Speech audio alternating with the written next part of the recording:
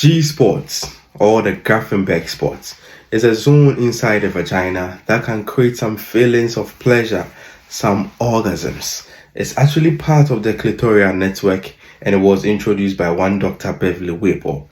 A lot of people find it difficult locating these G spots because it's not found on any human body map or anatomy map. But let's talk about how you can stimulate it. It can actually be stimulated by the penis, the fingers, or some sex toys. Let's see how you can do it.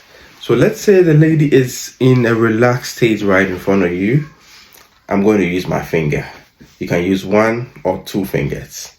So the fingers goes in and then it goes upward towards the clitoral area. So it goes in and it goes up.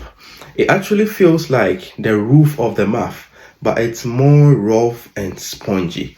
So from what I'm showing you, in and up.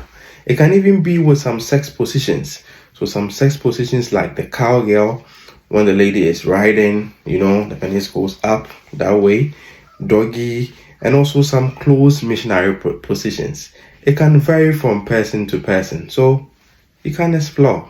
Have fun.